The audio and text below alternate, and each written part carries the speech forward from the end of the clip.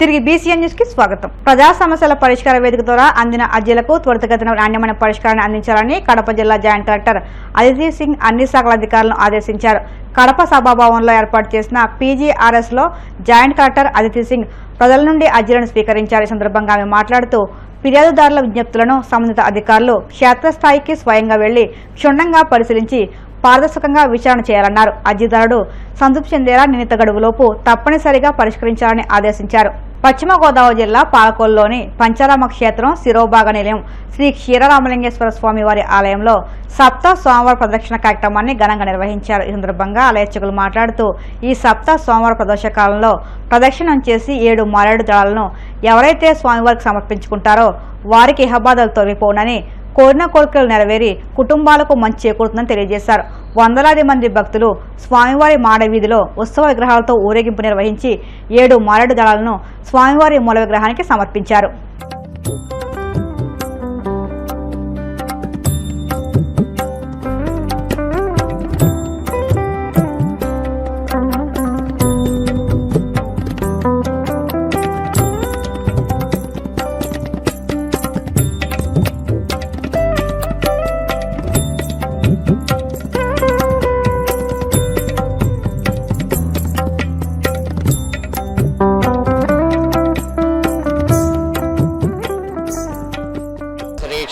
రామలింగేశ్వర స్వామి వారి దేవస్థానం ఈరోజు సప్త సోమవార ప్రదోషకాల ప్రదక్షిణ కార్యక్రమాన్ని నిర్వహించడం జరిగింది.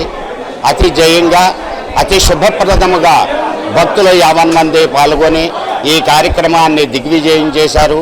ఇలాగే 7 సోమవారములు వచ్చి ఈ 7 సోమవారాలు కూడా ప్రతి సోమవారము 7 ప్రదక్షిణలు చేసి 7 మారేడు దళములు స్వామివారికి సమర్పిస్తే స్వామివారే మీతో కూడా వచ్చి మీ సమస్యలన్నీ కూడా తీరుస్తారు. ఇది ఈ పంచారామ క్షేత్రంలో ఎక్కడా లేనటువంటి విధానంగా ఏమిటయ్యా అంటే ప్రదోషకాల పూజాంచ ఏకబిల్వం శివార్పణం. ఒక శివాలయంలో ఒక ప్రదక్షిణం, ఒక మారేడు దళము, ఒక స్వామి దర్శనం చేసుకోవటం వల్ల కలిగేటువంటి భాగ్యం ఏమిటయ్యా అంటే సప్త జన్మ కృతం పాపం స్మరణేన వినశ్యతి. ఒక్క సప్త జన్మల్లో చేసుకున్నటువంటి పాపం యావత్తూ కూడా తొలుగుతుంది. ఇది పంచారామ క్షేత్రం శిరోభాగ నిలయం శ్రీ క్షీర రామలింగేశ్వర స్వామి వారి దేవస్థానం. సర్వే జనా సుఖినో భవంతు, సమస్తం శుభకరమస్తు, జయకరమస్తు, శుభమస్తు, శుభమస్తు, శుభమస్తు. శ్రీ స్వామివారి ఆలయంలో శ్రీ క్షీరరామలింగేశ్వర స్వామివారి దేవస్థానం పాలకొల్లు పంచారామాలు. ఈ శ్రీ స్వామివారి ఆలయంలో మొట్టమొదటిసారిగా ఈరోజు 7 ప్రదక్షిణలు మాడవీధుల్లో జరుపుకుంటూ 7 మారేడు దళములతో 7 సోమవారములు ప్రదక్షిణ చేసి శ్రీ స్వామివారిని కోరికలు తీర్చే విధముగా మొట్టమొదటిసారిగా ఈరోజు మా అర్చక బృందం వారి యొక్క సూచనల మేరకు ధార్మిక సంఘం ఏర్పడినటువంటి వారి యొక్క తీర్మానం అనుసరించి ఈరోజు ఏర్పాటు చేయడం జరిగింది.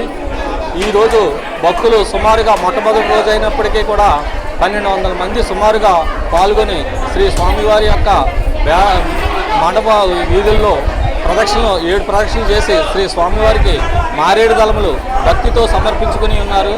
వారి యొక్క కోరికలు నెరవేరాలని శ్రీ స్వామివారిని కోరుకుంటూ ప్రజల పాలిట ఉరితాళ్లుగా మారబోయే విద్యుత్ స్మార్ట్ మీటర్లను తిరస్కరించాలని సిపిఎం పార్టీ ఏలూరు జిల్లా కార్యవర్గ సభ్యులు ఆర్ లింగరాజు పిలుపునిచ్చారు.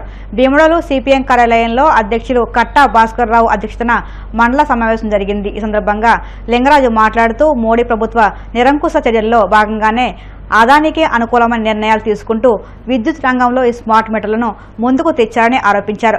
గత జగన్మోహన్ రెడ్డి ప్రభుత్వం ఇదే తప్పుడు నిర్ణయాన్ని అమలు చేస్తే నాడు ప్రతిపక్షంలో ఉన్న చంద్రబాబు, పవన్ కళ్యాణ్, లోకేష్లు స్మార్ట్ మీటర్లను బద్దలు కొట్టాలని పిలుపునిచ్చారని గుర్తు చేశారు. కానీ అధికారం వచ్చిన తర్వాత అదే తప్పుడు నిర్ణయాన్ని అమలు చేయడం సిగ్గుచేటని ధ్వజమెత్తారు.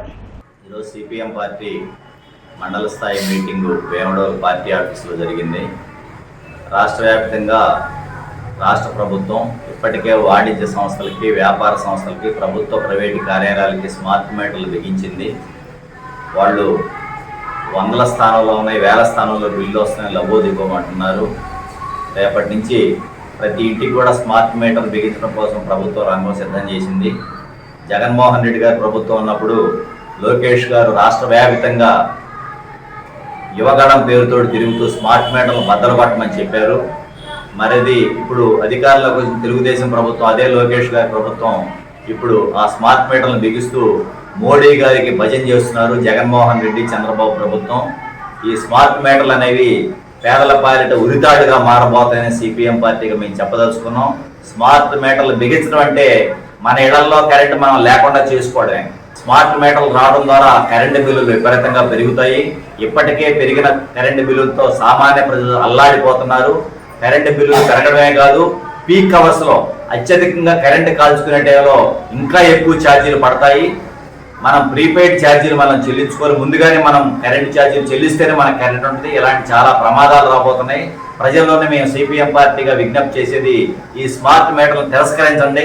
ఆ బిల్లులు విపరీతంగా వస్తాయి కాబట్టి ఈ స్మార్ట్ మీటర్లు మాకు వద్దు అని చెప్పి సిపిఎం పార్టీ మీకు పిలిపిస్తూ మీ ఇళ్లకు వచ్చినట్టు స్మార్ట్ మీటర్లు బిగించే వాళ్ళని తిరస్కరించాల్సిన మేము సిపిఎం పార్టీగా ప్రజలందరూ కూడా విజ్ఞప్తి చేస్తా ఉన్నాం.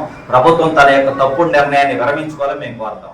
తెలంగాణ సీఎం రేవంత్ రెడ్డి తమ స్కూల్ డ్రాప్ అవుట్ అని బీజేపీ ఎంపీ లక్ష్మణ్ వ్యాఖ్యానించారు. హైదరాబాద్లోని బీజేపీ రాష్ట్ర కార్యాలయంలో లక్ష్మణ్ మీడియాతో మాట్లాడుతూ ఏ పదవిలో ఎంతకాలం ఉన్నామన్నది ముఖ్యం కాదని ప్రజలు హర్షించేలా ఉండడం ముఖ్యమన్నారు. ప్రధాని మోదీ 11 ఏళ్ల పాలన, సీఎం రేవంత్ 18 నెలల పాలనను బేరీజు వేస్తే రేవంత్ పాలన ఎలా ఉందో తెలుస్తుందని అన్నారు.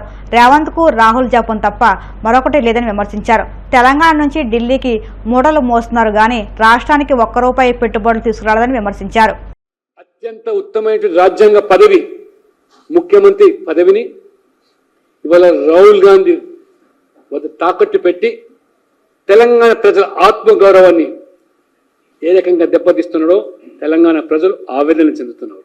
ఏనాడు కూడా ఢిల్లీలో రాహుల్ గాంధీ వద్ద తెలంగాణ అభివృద్ధి గురించి, భవిష్యత్తు ప్రణాళిక గురించి చర్చించకుండా ఇంతసేపు రాహుల్ గాంధీ కోరిక మేరకు కులగణన, రాహుల్ గాంధీ కోరిక మేరకు రిజర్వేషన్లు, రాహుల్ గాంధీ కోరిక పేరు మీద సామాజిక న్యాయం అని, రాహుల్ గాంధీ కోరిక పేరు మీద మంత్రివర్గ విస్తరణ, రాహుల్ గాంధీ కోరిక మేరకు పిసిసి కార్యవర్గం యొక్క వీటితోనే కాలం గడుపుతూ రాహుల్ గాంధీ కోరిక తెలంగాణ ప్రజలు కోరికలను మాత్రం నట్టేట ముంచేశారు. మరి మేము సూటి గడుపుతున్నాం వాళ్ళు రేవంత్ రెడ్డి గారిని. ఇవాళ నువ్వు రాహుల్ గాంధీకి రాయబారివా, తెలంగాణ ప్రజలు జవాబుదారివా? ముందు తెలుసుకోండి. తెలంగాణ ప్రజలు ఓటేసి నిన్ను గెలిపించారా, లేదా రాహుల్ గాంధీ మెప్పు కోసం ఇవాళ పనిచేస్తా ఉన్నావా? తెలంగాణకు ముఖ్యమంత్రివా, రాహుల్ గాంధీకి బంటువా? మాట్లాడితే ఉదయం లేస్తే రాహుల్ గాంధీ జపం తప్పితే ఇతరత్ర లేదు. అడుగు వేస్తే అడుగు తీస్తే రాహుల్ గాంధీ జపం. ప్రజా దర్బార్ అని చెప్పి ప్రజలు మభ్యపెడుతున్నారు. ఒక్కరోజు తంతుతో ముఖ్యమంత్రి గారు ప్రజా ధర్మాలను అటకెక్కించాడు.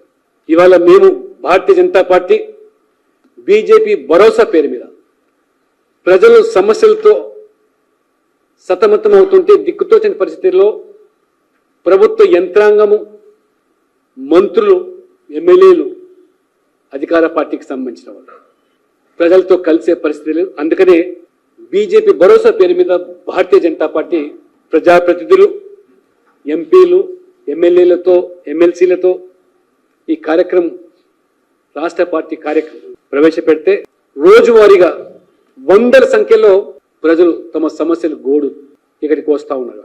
రాష్ట్ర పార్టీ ఆదేశం మేరకు నా వంతుగా ఈరోజు కేవలం బీజేపీ భరోసా పేరు మీద ప్రజల సమస్యల పరిష్కారం కోసం ఉదయం 11:30 నుంచి 3:30 గంటలు కూర్చుంటే 100 పై చిలుకు ఇవాళ బృందాలుగా వచ్చి సమస్యల గోడును వెలిపించుకుంటున్నారు. ఎక్కడికి వెళ్ళినా లంచం ఇస్తే కానీ కార్యాలయంలో అడుగుపెట్టే పరిస్థితి లేదని చెప్పి ఆవేదన వెలగక్కుతున్నారు.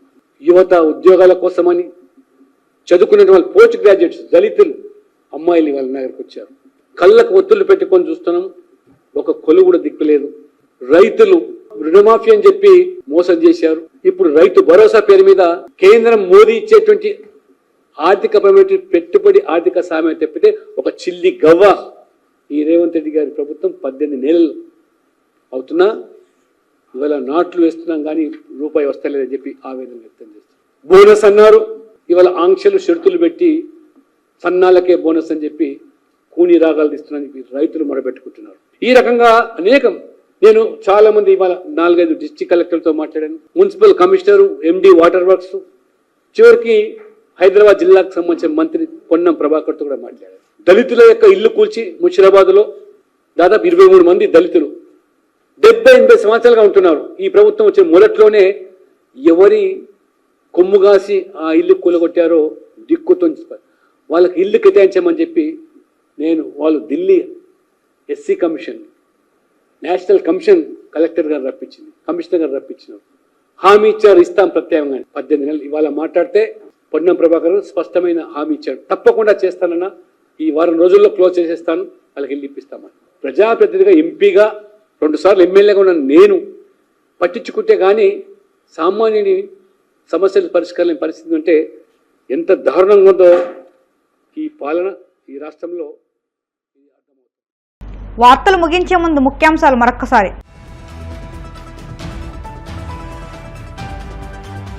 దివంగత మాజీ ఎమ్మెల్యే పల్లా సింహాచలంకు నివాళులర్పించిన నారా లోకేష్. విశాఖ 2 అభివృద్ధికి ఆయన చేసిన కృషిని కొనియాడిన మంత్రి.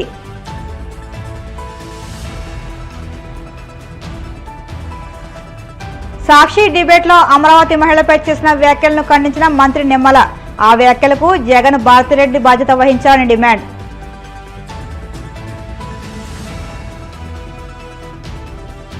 సీనియర్ జర్నలిస్ట్ కొమ్మినేని అరెస్ట్ అప్రజాస్వామికమన్న మాజీ మంత్రి పుష్ప శ్రీవాణి. అక్రమ అరెస్టులతో ప్రజల దృష్టిని ఎంతో కాలం మళ్లించలేదని ఆగ్రహం.